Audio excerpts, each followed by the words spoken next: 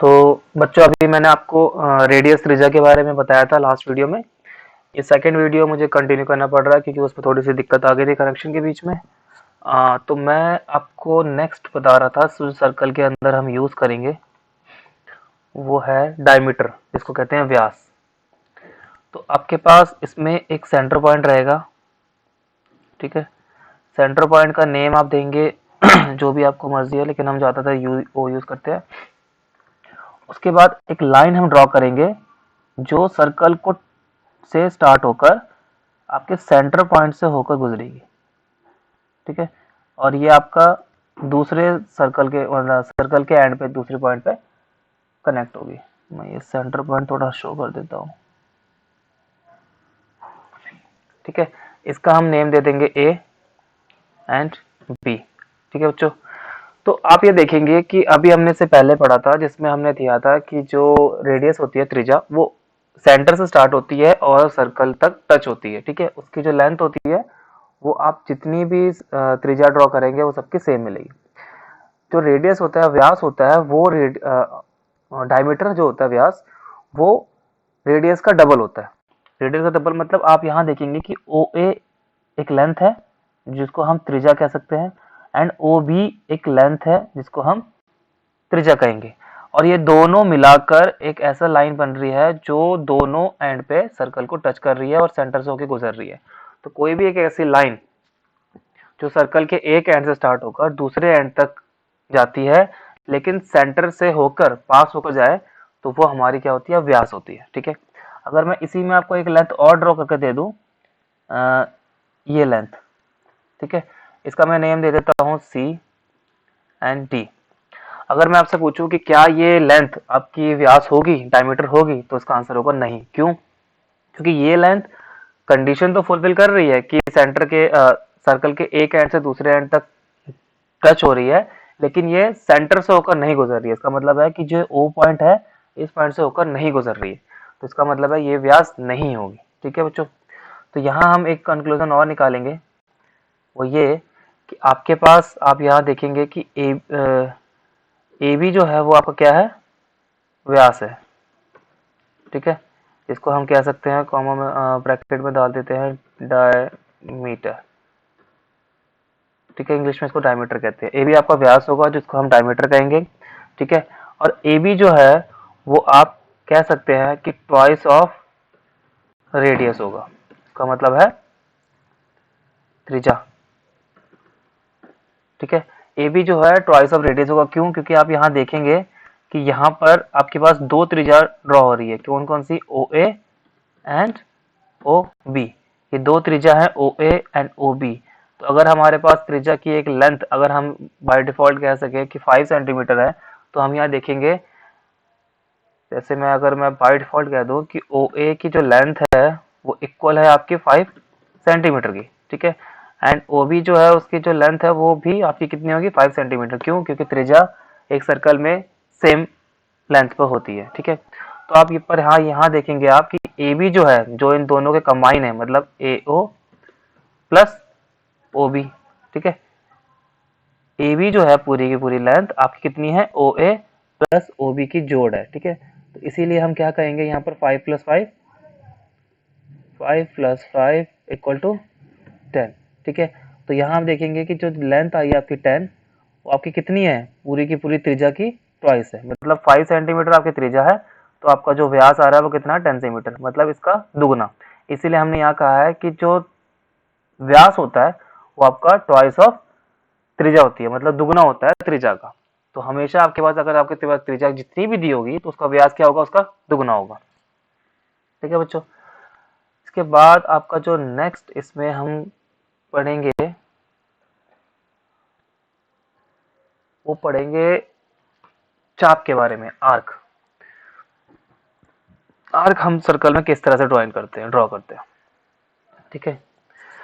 Arc का मतलब क्या हो गया कि आपके पास एक सर्कल का एक छोटा सा पार्ट, जैसे सर्कल की एक लेंथ है जिसका हम ड्रॉ करेंगे।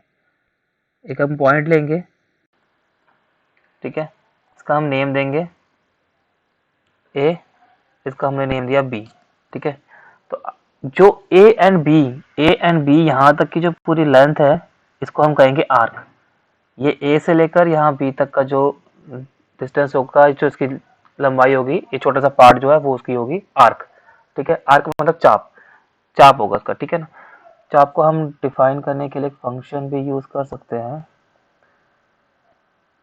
चाप आपका साइन जो है चाप का ऊपर का होता है, इसमें अगर होगा तो दिखाता हूँ। इसमें चाप का साइन नहीं है। ठीक है, तो आपका ए बी जो है वो क्या होगा, इज एन आर्क, या ब्रैकेट में कह सकते हैं चाप।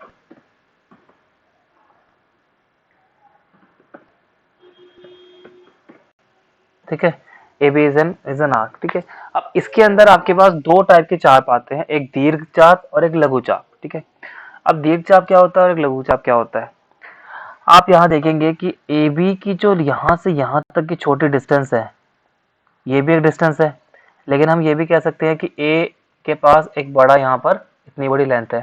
ठीक है, यहाँ पर एक मैं नेम और डाल देता हूँ, सी। ठीक है, सी, ए बी इज एन चाप हो गया, ये मैंने सी डाल दिया। तो हम ये कह सकते हैं कि आपके पास दो चाप है, एक मेजर चाप और एक माइनर चाप। मेजर मतलब दीर्घ चाप और एक हो गया लघु चाप। ठीक है, तो आपके पास ए से लेकर बी तक की ये जो छोटी वाली चाप होती है, इसको हम कहते हैं लघु चाप। ठीक है, तो ए बी जो है वो आपका, इसके ऊपर आप देखेंगे ए बी जो है वो आपका हो गया मेजर चाप, मेजर आर्क, या नहीं, मे भी नहीं, आपका माइनर होगा, ये भी छोटा है ना, minor arc, minor arc. And A C B ये आपका हो गया मेजर आर्क। का मतलब है कि जो छोटी लेंथ होगी वो आपकी लघु चाप होगी, और जो यहाँ से लेकर यहाँ तक का पूरा ए सी बी तक का जो लेंथ है, ये वाला जो आर्क है, ये आपका कौन सा होगा, मेजर चाप होगा। ठीक है, तो चाप आपके हमेशा दो होंगी, एक छोटी चाप मतलब छोटी लेंथ वाली जो होगी वो आपकी हमेशा मिनी होगी, माइनर होगी, माइनर मतलब लघु वाली। ठीक है, और जो बड़ी वाली होगी वो आपकी कौन सी होगी, मेजर मतलब दीर्घ होगी। ठीक है, तो आपको यह बात इसमें ध्यान रखना पड़ेगा। ठीक है, इसके बाद सर्कल में आपके पास एक पार्ट और आता है, इसी के साथ इसी के एक पार्ट है सेगमेंट। सेगमेंट जिसको हम कहते हैं वृत्तखंड। अब वृत्तखंड इसी से रिलेटेड है, इसीलिए मैं इसी को कंटिन्यू करूंगा। वृत्तखंड में क्या होता है कि आपके पास इस लाइन को नहीं जोड़ते, इस लाइन के साथ जो सेगमेंट है इसको जोड़ते हैं। मतलब ये जो पूरा एरिया है यहाँ से यहाँ तक का, इसको हम चेक करेंगे। ठीक है, ये आर्क से रिलेटेड होता है, इसीलिए मैंने इसको आर्क से रिलेटेड मैंने जोड़ा है।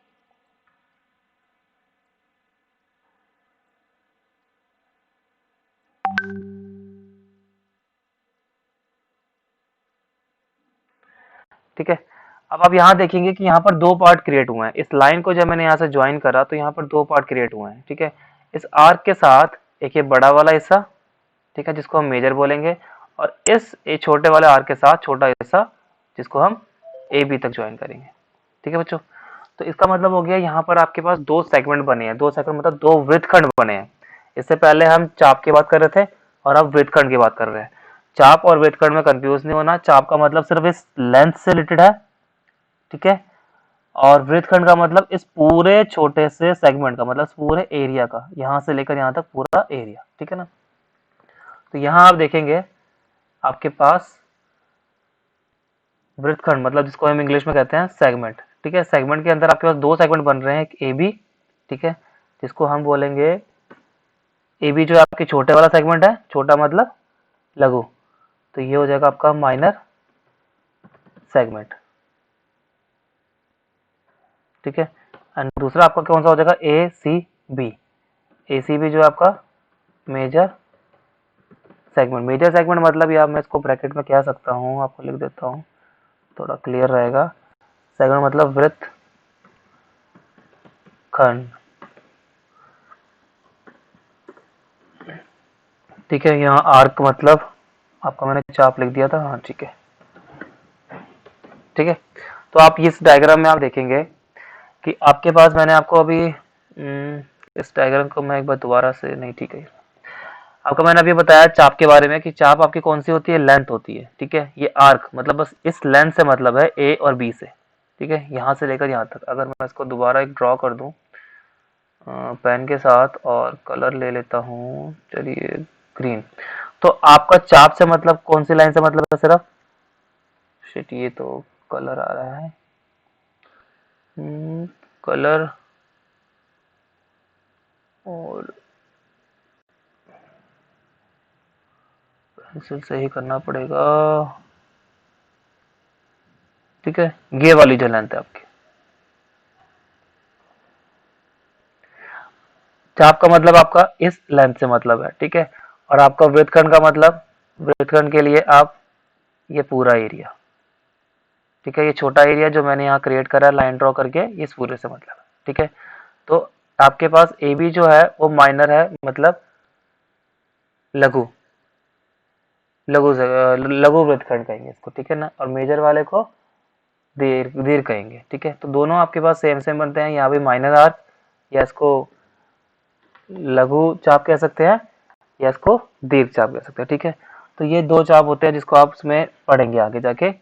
सर्कल के अंदर बेसिक आपके पास अभी मैंने जो आपको बताया वो एक त्रिज्या के बारे में, जिसका मैंने आपको ड्रॉ करके बताया था कि सेंटर से सर्कल के पॉइंट को जो टच करे वो लेंथ होती है।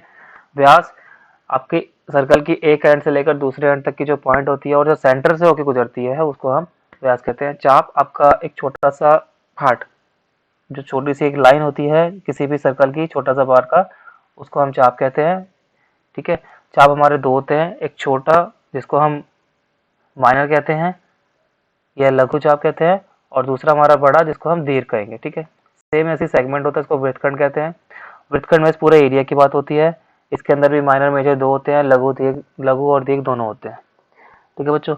और इस टॉपिक में आपके पास को जो क्वेश्चंस दिए हुए हैं वो आपके इसी दीर्घ व्यास त्रिज्या के ऊपर ही आपके क्वेश्चंस दिए हुए हैं।